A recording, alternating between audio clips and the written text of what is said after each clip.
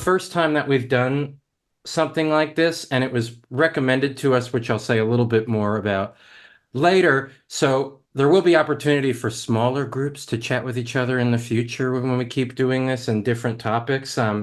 But so today we'll just keep on mute so we can roll through stuff, and then we'll answer questions that come up in the chat uh, at the end. Anything to add to that, Nevin? No, not at this moment. Cool. So some of you know, have engaged with Social Sciences Week a few times. And for those that don't know, when I started with Charles Sturt University, I got offered to do a presentation. I think this was in 2020. And I just did an online Zoom about outdoor therapy, and it got a lot of good feedback. And so what I've done each year is take part in this kind of grassroots event where in September we go out and we just I try to basically rope in all my friends. You can see we had a pretty good um, cast of presenters this past September. And Nevin and I, we've been working on this book that we're going to talk about briefly. And one of the potential publishers that we had said, you know, with how good Social Sciences Week goes with these free presentations, you should just do this about sort of the stuff that you've been researching over the past year or so as well. So that's why we're here. And so it's really nice that 100 of you registered in about 2 weeks, which is pretty cool. Um, and so we hope to keep doing these things in the future. So this project was tentatively titled Kids These Days, which Nevin and I were joking kind of about like the old man get off my lawn, like these kids are the worst kids of all time. And and there's a new book like Gene Twenge has a book called Generations, which is actually really good, but it is about how this generation is the most anxious generation. There's a new book coming out called The Anxious Generation by Jonathan Haidt.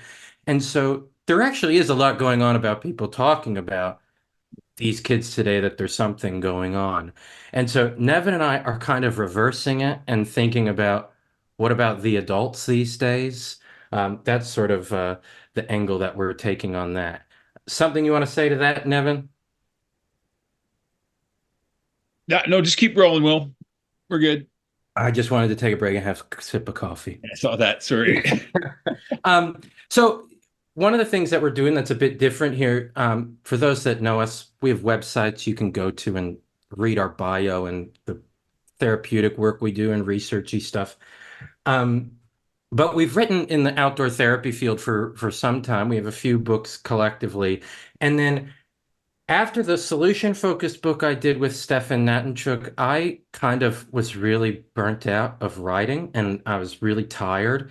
And then Nevin kind of kept pushing, we should write something that's not a self-serving outdoor therapy book. Let's write something a bit more for general use. And what Nevin started doing was we all bought a professional Dropbox, which is way more money, I think, than it's probably worth.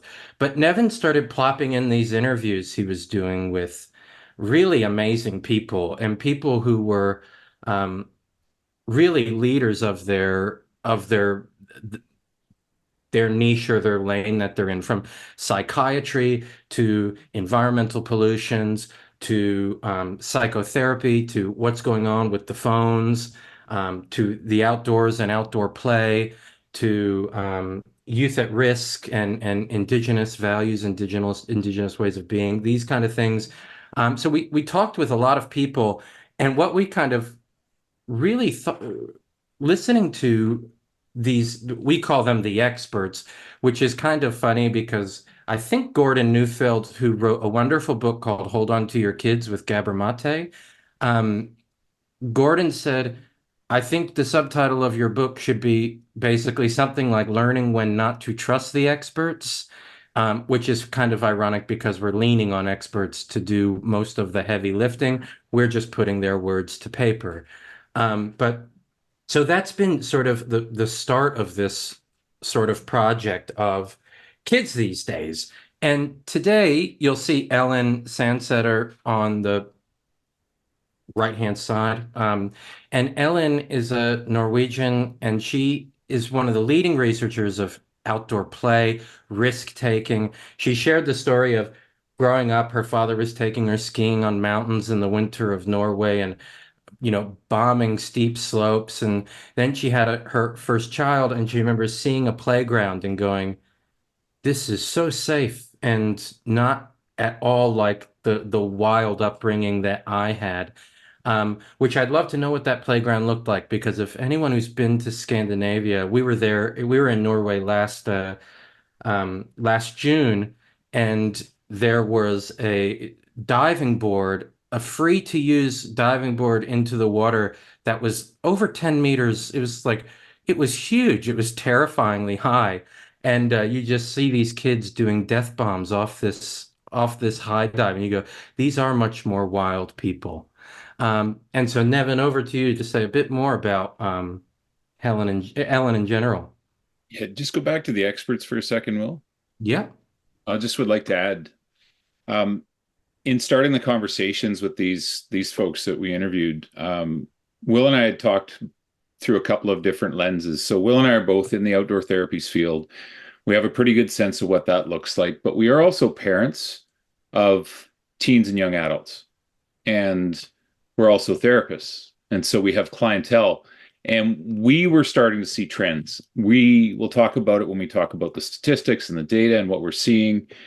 And it was confirmed what we were feeling and sensing is that there's something going on, right? The kids these days phenomena. The conversations with many of these our experts, we're calling them, were really open in terms of the structure of the conversations. And it started with what's going on with young people these days and some of the stats, and they would bring forward their understanding of it. And then they gained I think confidence in our conversations with them, and just dove in and dove deep on what they think is actually going on. And I think that's really where the richness of this project is coming from. And I think Will and I are both learning as we move forward, but also trying to refine what it is that our key messages are. And so we might drop a few hints here and there about what some of these other experts have shared with us. But that's the idea, is that we're going to start teasing out the content through these webinars. And ultimately, we're going to hopefully finish a book and have it submitted for publication at some point this year on topic. And I think I'll leave it there. If you want to move on to the next slide, Will. sure. So Ellen Sandcedar, our colleague from Norway. I've worked fairly closely with Ellen on one project where I had one of my grad students go complete her research with Ellen in Trondheim, Norway, northern Norway, Queen Maud University, quite far north. Even in Canadian terms, it's quite far north. And as Will said, Ellen grew up with Friluftsliv, which is this culturally embedded philosophy, which translates in English to open air life. But in essence, it means participating in outdoor activity, low tech, easy access, culturally embedded, meaning on the weekends, it's not just you and your family that's out doing it, it's the families of others in your community. And so our colleagues there were giving us stories where they could either hike or cross country ski in the winter just outside of town to where there's a hut, a warming hut, where there's a fire, and they could have hot chocolate, and their children can have this like outdoor experience. At the same time, those warming huts are being used by through hikers or through skiers who might be traversing north to south down the spine of the country, doing multi-day hard backcountry expeditions, and having children who just walked out or skied out sharing the space with them around the fire and drinking hot chocolate with them. So they grow up with a real outdoor active perspective that I think it's admirable, but it's also changing. Our colleagues that work in the therapeutic realm took this concept of frilufts, open air, and added the word therapy to the end of it. So friluftstherapy, which is outdoor life therapy or outdoors therapy, and have made quite significant progress on that front as well.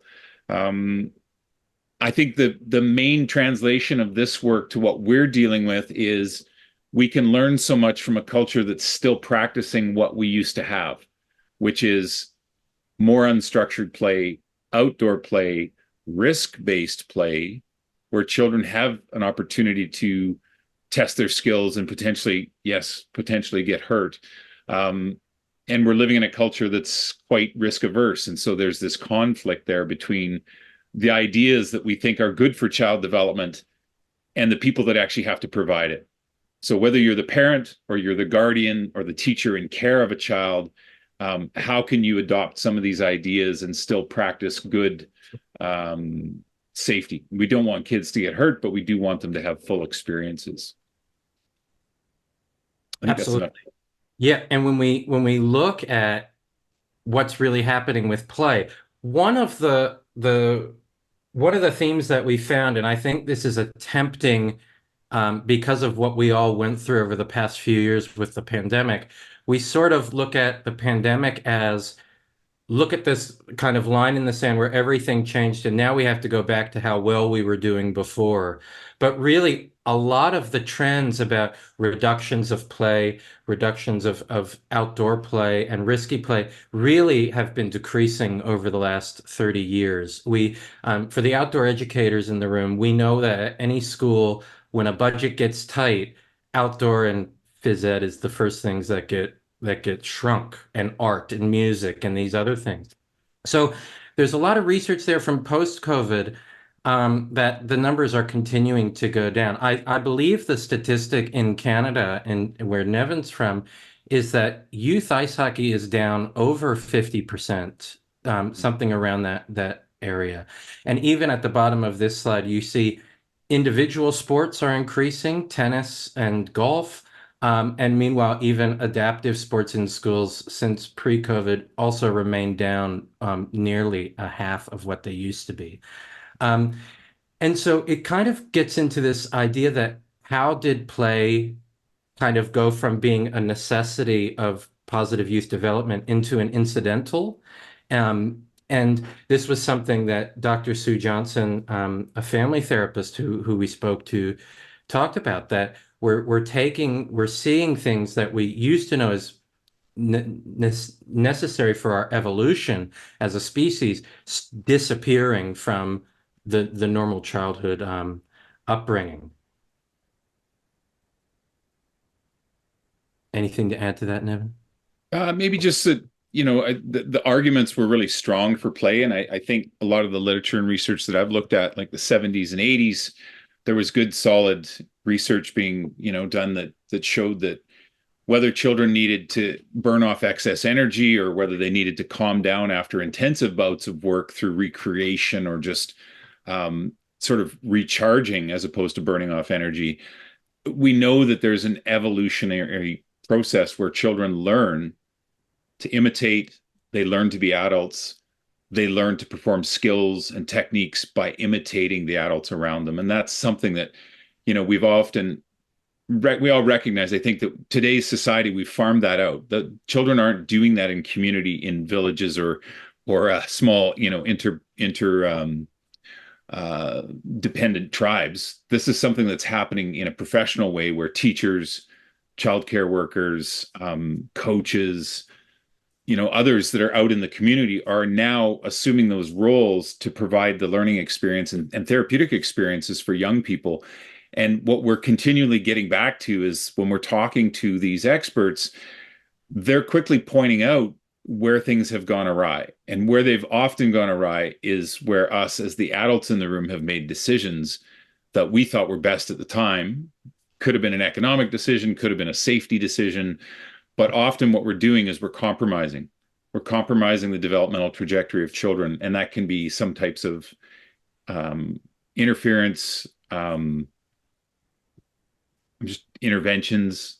We do have a section that we're going to talk about in a future webinar about, the medicalization of children's lives, when it comes to pharmaceutical intervention and the therapeutic field that we're both a part of, but also somewhat critical of.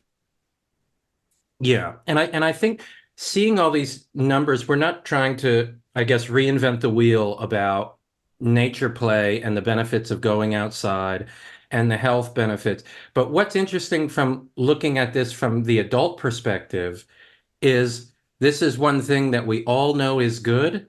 And it seems like sometimes we're all waiting for someone else to facilitate it.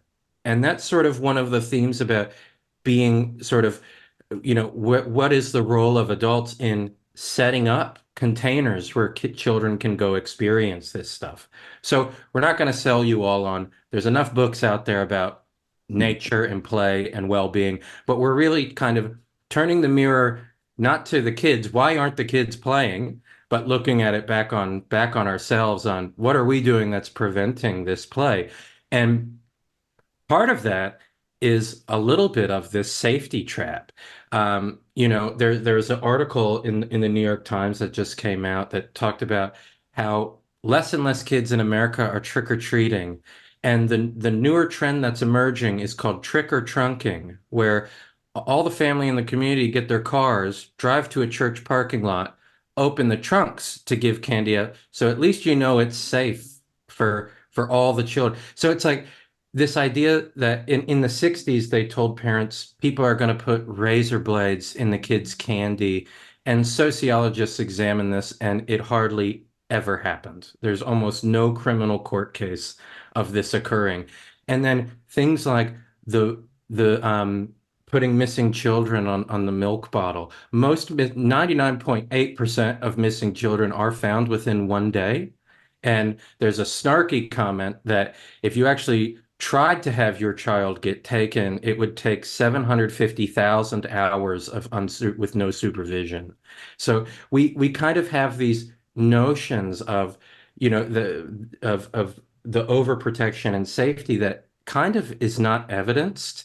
Another one, I grew up in Washington, D.C., and many of you will remember that we had a sniper terrorizing around 20 years ago or something.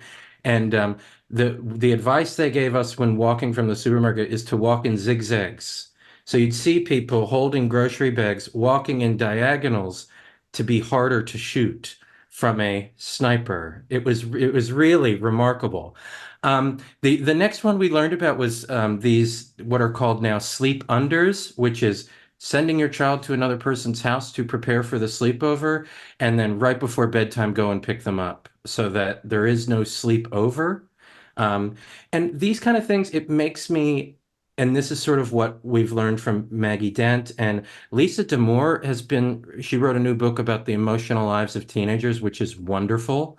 Um, and what it sort of is us as the adults being unable to sit with the possible discomfort our child might experience, and then kind of bailing them out of that. And so I remember when it comes to trick-or-treating, having to walk with your parent 10 feet behind you and being a drag that your dad's following you through the neighborhood, and then being old enough to do that on my own. And it seems like we're almost, while trying to be progressive, being unintentionally regressive when it comes to exploration and experience.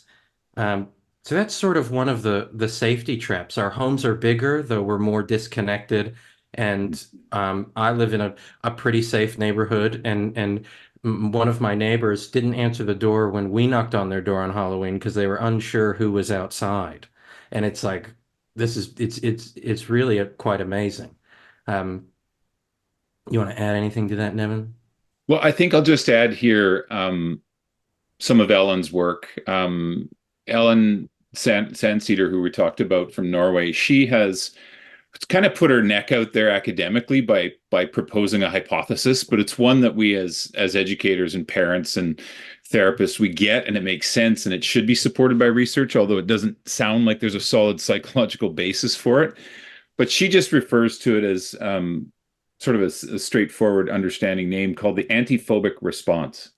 And in essence, her argument is that children who are not allowed to have a lot of risk in their play, outdoor risky play, potentially have some gaps in their development. And those gaps, one of our other researchers, Michael Unger, refers to them as fractures. That's how we're using that term in our writing. We're referring to them as fractures.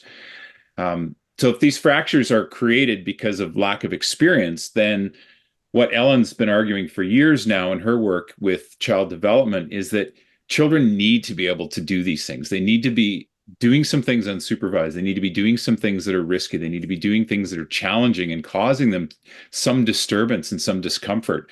And that exposure, when it's contained and provided for by adults in a way that it's safe enough, and we'll talk about that in a minute, it can then provide them with some growth and development and some resiliency that then allows them to have less phobic or anxiety-ridden experiences later in life.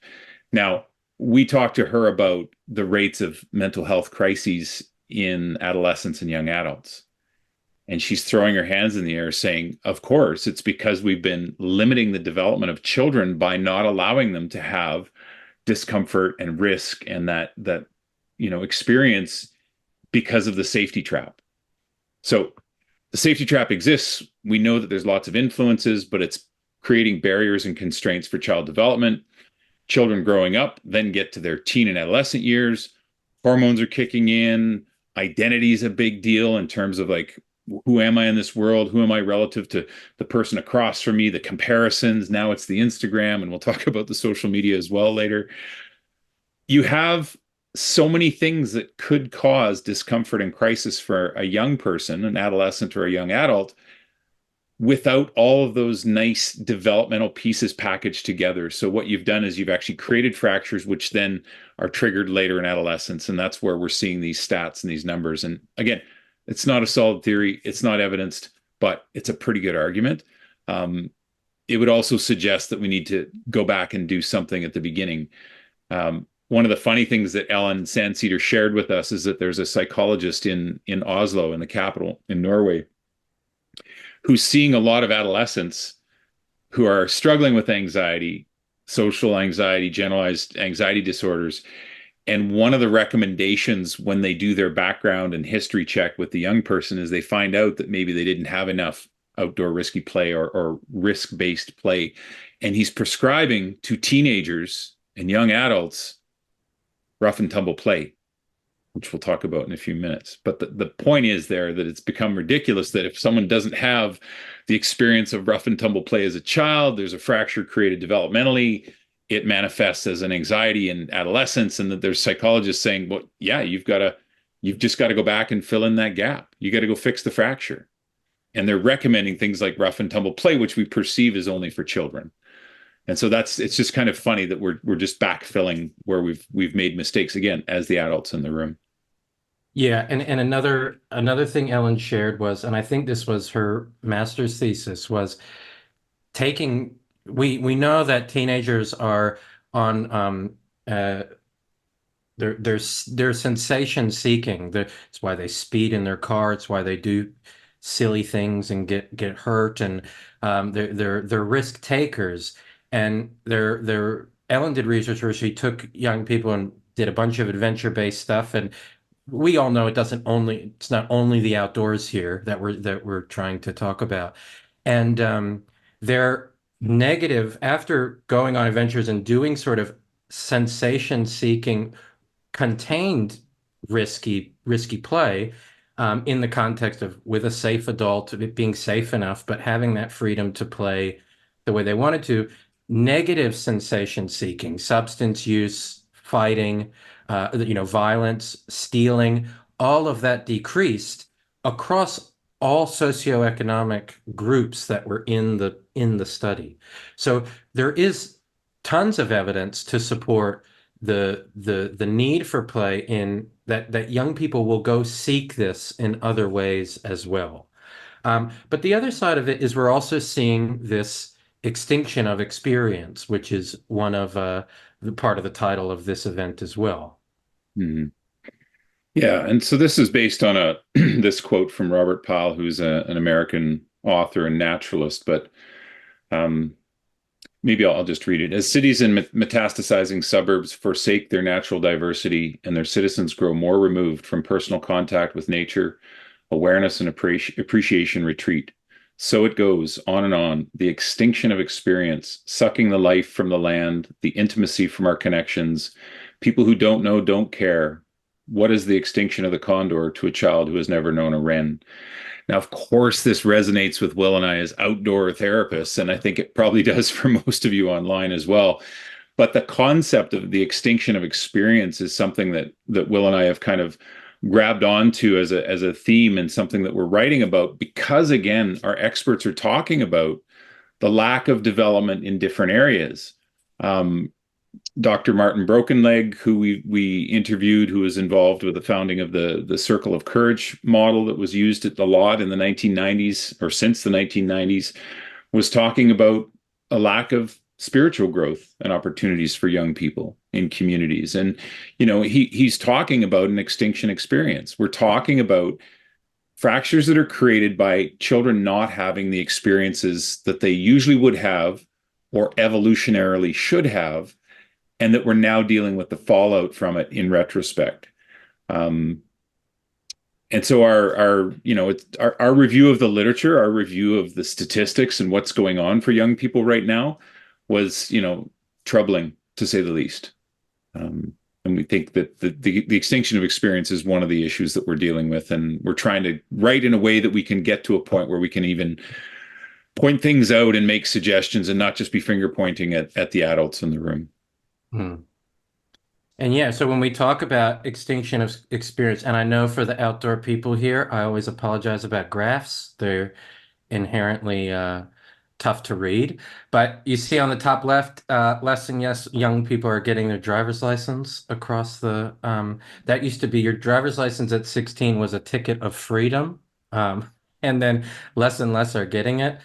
If you see the one on the top right, that is anxiety in relation to self-harm, and look at the spike among teenage young women that is skyrocketing since the 2000s.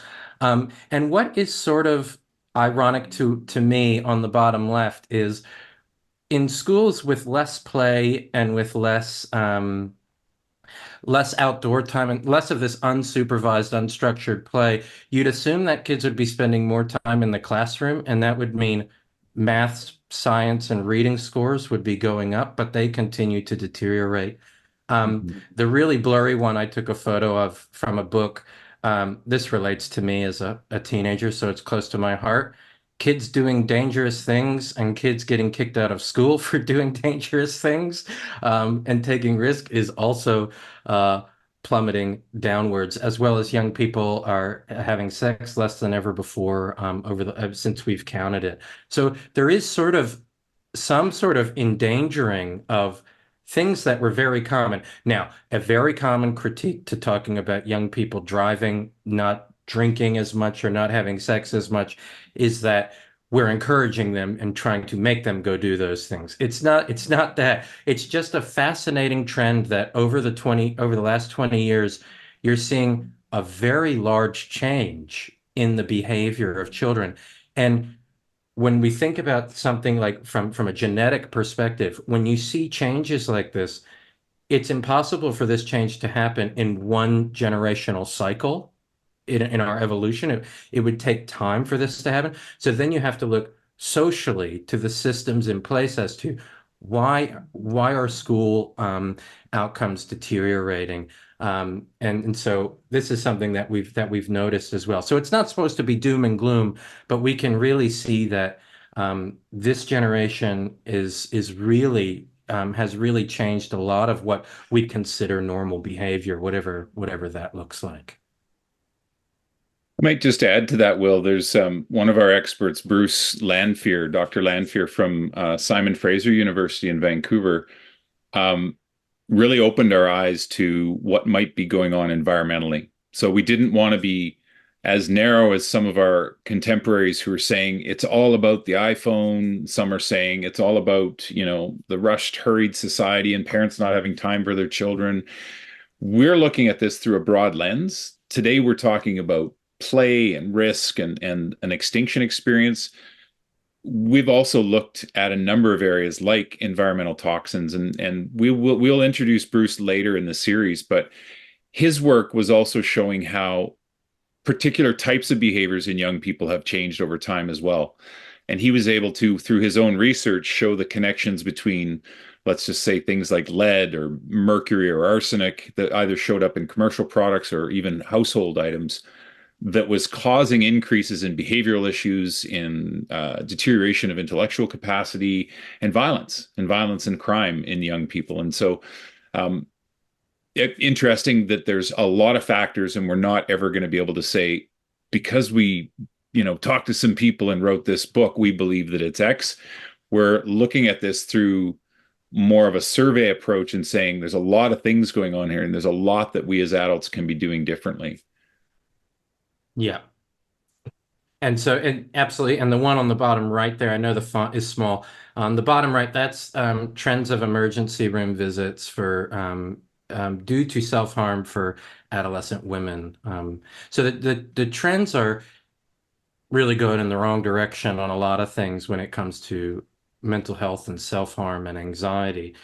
But I think one of the really coolest things, we've doom and gloomed you for a bit, but I think one of the most wonderful things is that the other thing from the experts that we've really tried to really distill is that the simple can be elegant, that a lot of this doesn't take rocket science to, I mean, yeah, and so I love this story that Nevin shared with me. So go for it, Nevin. Yeah, I will. I'll first credit Dr. Ryan Rhodes, one of our experts, with the title for this slide. I think after decades of doing intervention studies, he's a health researcher focused on activity but lifestyle changes, and his lab is called the Behavioral Medicine Lab. So, what can we do to change people's behavior without medicalizing or introducing pharmacological interventions? And he's been able to distill change processes and interventions down to some really basic principles. We're going to cover that again in a future session. But his credit is given for the title, and it was a good insight, and it's something that's triggered in Will and I some of our writing around, if we're going to call out the adults in the room, if we're going to say we could be doing things different, we could be doing things better, we also want to be able to provide some direction and guidance. And I just want to share this example, and this image is actually connected to it. I was working with a couple other exercise science folks at the university that I work with, trying to do a naturalizing or greening of a schoolyard project. Now, barriers and constraints were thrown up all over the place. The most significant one in my memory was the fact that the union that ran the groundskeeping didn't want the grounds changed to an extent that it would make any more work for their union employees, the people that actually mowed the lawns and kept the hedges and the grass in good shape. And so there were some playground features that were changed. There were some logs installed, things that kids could walk on, jump off of, sit on, that had a little bit of a natural effect to them. We wanted to change the landscape and the topography a bit. And so one of the things that we had to negotiate with the groundskeepers union was to install a hill. Now, what we got away with was a slight height of land. And so in maybe 40 meters of distance by 40 meters of distance, we may have gained between a half meter and a meter of height. We're not talking about a hill. It's not something that the children would play king of the hill and try to push each other down on. It created just enough change in the topography that kids wanted to both run up it and run down it. We'll talk about why they would want to run down it in a minute on the next slide, I think. But the point of it is that this slight change to the topography, to the land, actually increased girls' levels of physical activity from low to moderate, and for the boys from, not low to moderate, but low and moderate scores were seen. And in the boys, it was moderate to vigorous. So when recess came, when the bells rang and the kids ran outside, this little intervention of just a slight bump of land actually increased health outcomes more so than any other intervention done in the school, simply by adding some soil and resurfacing it with grass. It was just that simple. So sometimes the simple interventions can be quite elegant, and I don't think it's necessary that we have to change a lot. And I'll just add to that, the Canadian Mental Health Foundation, it's a group here out of on the West Coast, out of Vancouver. Their motto or logo for their men's programs is called "Don't Change Much." And the point is, We don't want to overwhelm men that are already overwhelmed. What we're going to do is just constantly slide you these small suggestions about how to get better sleep, how to reduce alcohol intake, how to maybe get to the gym more often. Just small bits of advice through their newsletters, but lots of stories, lots of engagement. They build relationship and then they push for small amounts of change. And we think that's basically what Ryan was saying is some of the best success they've had in intervention science is doing that. Build relationships, make small changes. Simple can be elegant. Yeah. And so back to Ellen, we I when I was writing this, I always think it's funny to use the word dangerous. Me as a program director, I always go, we shouldn't be doing dangerous things. But I'm also reminded of when I went and did some research on a wilderness therapy program in Norway. I remember our friend, all the kids arrive at the hospital to go on this expedition. And one of the workers, he's like for the kids, here's your knife, here's your knife, here's your knife. And I went, oh my gosh, there's going to be a mutiny and these kids are going to kill us all. But yeah, so I always think about, these dangerous, these sort of things. So Nevin, do you want to go through this and Yeah, and I don't want to spend too much time on this because this is an area that I've done research in, and I could spend another full hour just talking about this. This is Ellen Sandcedar's categorization of outdoor risky play. Play is a big category. Play means a lot of things. This is just risky play. So there's creative play, symbolic play. There's all forms of play. Play researchers, there's tons of material. You can go look at it. Ellen has become the sort of the preeminent researcher recognized internationally for risky play, outdoor risky play, and its relationship to child development. And so through her years of research, she's brought it down to these categories. This is just simply categories of types of play that kids can interact with, experiment with, and grow from. And so obviously heights, tree climbing, being up on climbing structures and playgrounds. The experimentation with height is one of the most obvious ones in terms of recognizing that we may get to that point where we feel a little uncomfortable. I'm not sure if I should continue. Should I climb up a little higher? There's one more branch. There isn't. Can I back down and down climb from this? So experimentation with height, experimentation with speed. That's what was happening with that little elegant intervention at that elementary schoolyard. That little height of land created a place for young people to both run up, but then to also run down by accelerating more than they can generate the power on flat land. They get to run faster downhill. That's what they were doing. They were simply taking turns running up and down a hill. It's an experimentation with speed. Dangerous tools, like Will said, the word dangerous is not necessarily a good translation for us outdoor educators, but I like it because it relates often to things like fire building, where people might be learning to use actual tools, knives, hatchet, axe, matches, fire. That would be dangerous elements, of course, two to the right. Rough and tumble play is one that has an interesting history in that it actually grew in understanding. There were training programs. People would be certified rough and tumble play facilitators, early childhood education, early childhood centers. There was often a lot of this.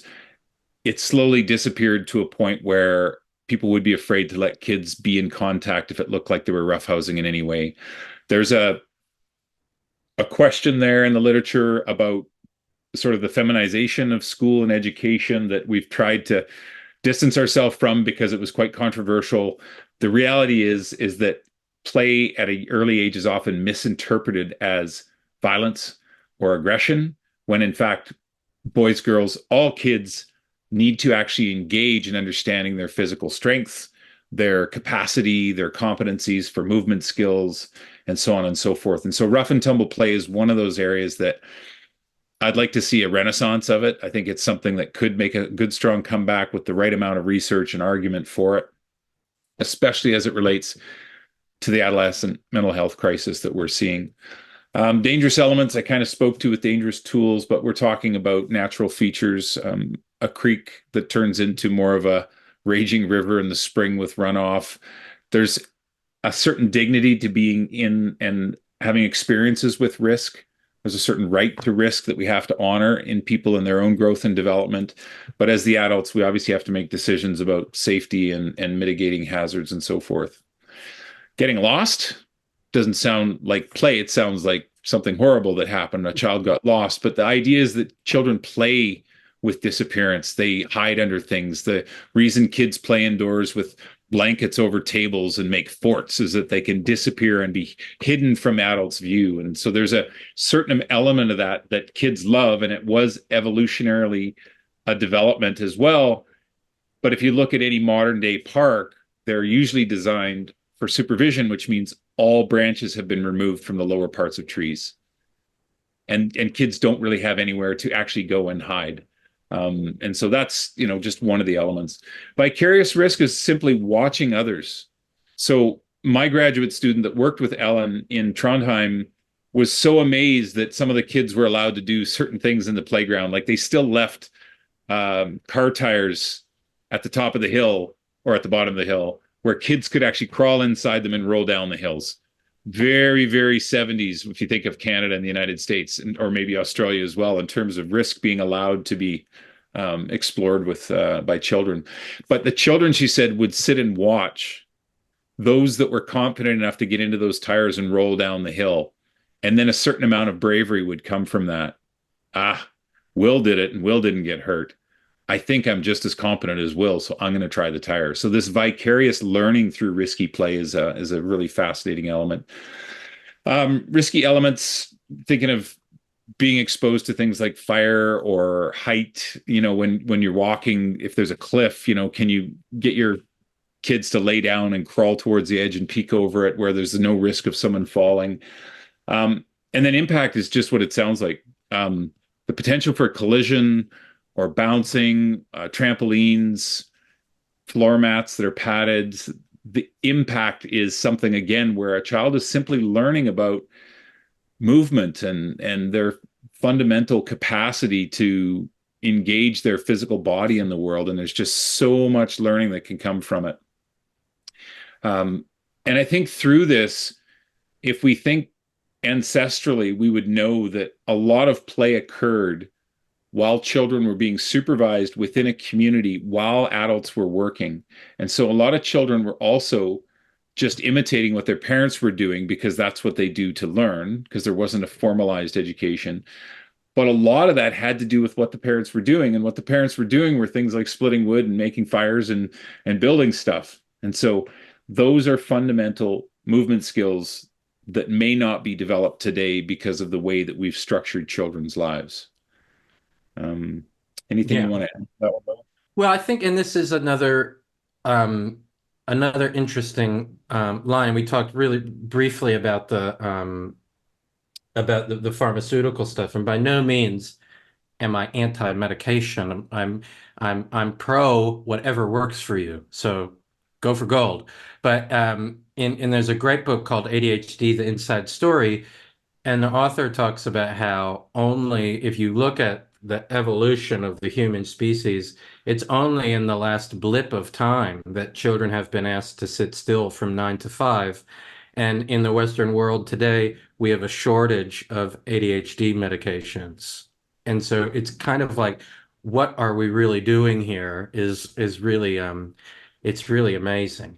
And so that gets back to sort of flipping it into what can we do? And as I wrote on the Eventbrite page, Nevin and I aren't really big. We don't like to should on people and be like, you all have to do this now. And we also, the last decade has been the decade of the parenting manual, from free range kids to Tiger Mom to, there's way too many 10 perfect steps to raise your parent. And I read a parenting expert the other day that said, when I was really into family therapy, I wrote my first parenting book with 12 steps. Then I had children and realized there were 6 steps. And now, as my kids have moved out, I realize that there's no steps because this is all an amateur sport, raising children, right? And so there's a lot of things here. And so I think I'll hand over emotional playgrounds to Nevin. But with social media, one of the things that I think with the adult, from the adult perspective, is I'm pretty sure if we asked everyone for a show of hands, if the phone has introduced more anxiety into young people's lives, yet still we can't get them out of schools. So one thing is simply more time without that thing in your hand, more time to talk with each other, be in proximity of each other. And then at home, I think the younger the child is, the more actual telephone supervision. It's kind of like we need way more supervision, adult interference with the phone, and way less with everything else. Because where are the monsters? They're in that device where they can get porn whenever they want to, and we're seeing that impact the actual how much young people are saying they're not as interested in having a romantic relationship with someone because of what they've seen on the internet. So we do need much more safety around the phone than the safety trap of, can my kid go trick or treating in the neighborhood with all the other children? So it's kind of, we're giving kids this freedom to go to an area that where it's most unsafe compared to the outdoor settings where we maybe have interpreted that. Yeah, the only thing I'd add to the social media piece is that we did spend time talking to Dr. Mari Swingle, who wrote I Minds, which is a great book if anyone's really dealing with the effects of digital interference, is her term, as opposed to digital integration. She's not anti-technology, but she's sure got a lot to say about the harms and issues that are occurring. And she's a neurotherapist, so she also is looking at brain waves and how young children and young people and even adults, how our brains are being affected by our relationship to technology and apps and the iPhone and so forth. And so I think, well, we're going to probably dedicate one of these webinars to that topic because it really is deserving of that. So related to play and the extinction of experience, one strong theme that came from Gordon Neufeld, Dr. Neufeld, who's probably, again, one of the great parenting gurus out there with great pragmatic advice. And I would direct people towards his work, Hold On to Your Kids, as a great example of learning from the experts. He talked about emotional playgrounds and that we're not providing enough of them the way that maybe we used to, or that maybe they're more needed now, one way or the other. But an emotional playground is simply a container that's been created, and I talk about guardrails and containers kind of at the same time, by adults, where young people can actually feel their feelings and be okay with big feelings, and have an adult in the room that can self-regulate well enough to be present for a young person to feel their feelings and recognize that that's okay. And the emotions will take care of us. And as he said, play takes care of our emotions. There's a lot that we're working on with what's being said in the research, what's in the literature. And some of the stuff that Gordon brought to us was wonderful, because it got us to really look at some of the things that we may have ourselves been involved in, such as the growth in social emotional learning in the classroom. I had never really thought of that as a potentially harmful thing until I heard Gordon's perspective on it. And now I ask questions about how it's being used and why. And social emotional learning is a great set of skills for young people to have. What he's seen in his work, especially within educational settings, is that often it's being taught to children so that children can then better manage their own emotions. And his work has always been based on, that's not what we're doing here. We're there to be the caretakers and to provide those guardrails and containers for young people to have their emotions, to grow through them and learn from them. And we demonstrate care, and we demonstrate compassion, and we provide the safety for that experience through our relationship with the young person. The young person then realizes, I have people who care, I have people who will support me, and I'm also learning that at some point I'm going to have to look down and be the care provider for someone younger. You become the bigger, wiser one. You become the care provider. And so if a classroom has far too many students in it with far too many either mental health issues or behavioral issues, the teacher that's teaching, as Gordon said, you don't teach Zen Buddhism to a 5-year-old. The teachers that are teaching those kids self-care skills are probably doing it because they themselves are not in the right environment to properly look after the children that they're in guardianship of. That's a criticism of the school. Doesn't have to be. It could be any environment, any coaches, any teachers, any therapists, anybody working with people in general. Are you working in an environment where you can be the bigger, stronger, wiser one and provide the care and authentic relationship building for some young person to have the emotional range of experiences that they should have, which means there's probably going to be conflict.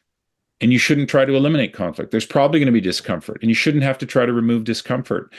Our ideas that we came up with this guardrails and containers language from is from some of our experts saying, we're saying kids these days or young people are not having enough of these experiences to learn the skills. So there are fractures. Some of those skills include being in conversation with someone who has a completely different opinion than you. And what we're seeing, at least in the universities as professors, is that most of the risk of people having good conversations is being eliminated because we're not supposed to allow anyone to be uncomfortable. I have a course that just started last week. I have requests from the Teaching and Learning Center for students to get accommodations to not participate in parts of the class because they're too uncomfortable. I have one student that has basically on her accommodation letter said, I shall not be called upon in class, shall not stand in front of the class to make a presentation. And her health, her conditions are protected. That's health laws. That's great. That's the way it should be. I support that 100%. But I, as the instructor, am teaching courses that are skills-based, meaning you have to stand up, you have to answer questions, you have to give presentations in the front of the class. So basically, if I accommodate this, you're not participating fully in the class and could potentially go through an entire university degree to become a professional who's supposed to work with people and never have to stand up in front of a class or answer a question in class. That's where we're at. This idea of safety has gone so far that we're just saying no one shall be uncomfortable. And of course, there's variability to that, and it's not happening everywhere. What we're suggesting in guardrails and containers is based on some thinking and counselor training. There's one great radical counselor in Vancouver by the name of, oh my God, I just lost her name. It'll come to me. Vicki Reynolds, sorry. Safe Enough. We try to create safety by mitigating hazards, but the best we can do is be in relationship and get to a point where it's safe enough to take risks. And what we're suggesting in our writing, and hopefully we can articulate this well enough in the book, is that those working with young people have to find where they can set the guardrails, where they can create the containers or the emotional playgrounds for young people to fully experience their range of emotion. Will? Well, I think it's sort of like I know that when I see the dangerous elements and dangerous tools, that I always think back to our work in outdoor therapy, and where we've been criticized a little bit, and rightly so, is thinking we can prescribe risk taking to someone. Like, you have to go take, and that's where we push people into anxiety of getting them. We want to set up the environment where they make an educated and informed choice about the risk they take or not. And so that requires that being open and the attentiveness. One of the things we've thought about is when an infant learns how to walk, you put little pads on the corner of the table, you make sure they can't fall down the stairs, you make sure there's not open windows that they can crawl through, and then it's fair game. Go for it. And they're going to fall. Really, the hardest thing any human has ever done is really learn how to walk. There's nothing you have failed more at. And nowadays, we're all pretty competent for the most part. So it's a good metaphor to think about what we're setting, the environment that we're setting up for the risk taking, for the falling, so that they know when they do fall, they're still in some sort of safe hands. Um, so that's sort of some of the stuff we've distilled from this. I've I've met and chatted with Maggie Dent in Australia. She was nominated for Senior Australian of the Year. She's amazing. And I have in the resources on the next slide that I'll send to you all. She wrote a piece to the Australian federal government in 2013 called Stop Stealing Childhood in the Name of Education." And it's a wonderful plea for play and showing the impacts of it. And so that is something to take a look at. But we hope that was interesting in some regards. And if you have a question, feel free to prop that in the chat box. It's nice to see familiar faces. And yeah, I think it's really interesting how this play can link to the extinction of experience and what's happening with adolescence. So um, yeah, it's good. It's good for us as we say that we don't think we're actually maturing as we get older. We're really immaturing. So more play is always very good for us. But yeah, if you have a question, feel free to pop that in the chat box. Anything you want to add to conclude, Nevin, with the few minutes we have left? I'm just wondering if you can go back to slide 4 just for a second and bring our experts back up here. I think it's just worth giving credit where credit's due that we are working with some amazing folks who have entire careers dedicated to small parts of this puzzle that we're writing about. And that what we're going to do is we're going to pick another theme that we're writing on, identify a couple of the characters on this page, and build the next webinar around it, and then just keep going until we get to that point where we feel confident enough to submit the book, I guess.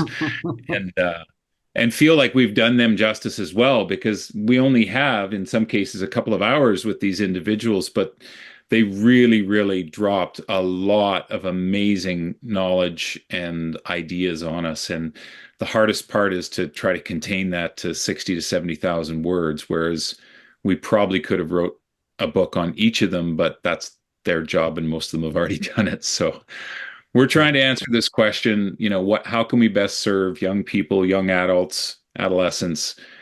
And we're really focusing on what we've learned from these individuals about where we're dropping the ball as the adults in the room. Yeah.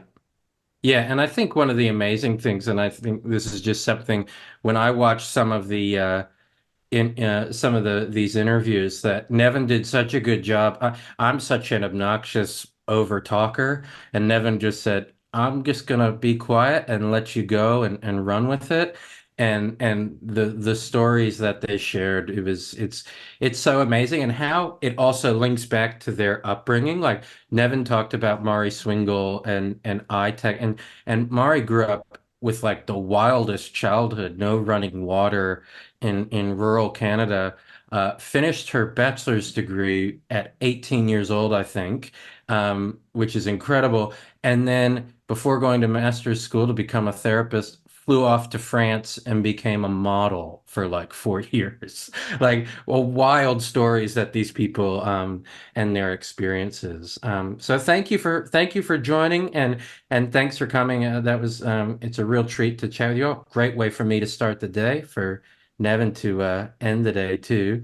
Yep, I'll email everybody with the slides and information and some resources that we've been able to find. And in that spirit of Social Sciences Week, that it's really nice just to share the stuff we're doing that's not behind a peer review paywall that no one can access, that charges way too much money for, and they don't even edit it that well anyway. So thank you everyone for joining, and I really appreciate it, and I look forward to seeing you all again soon.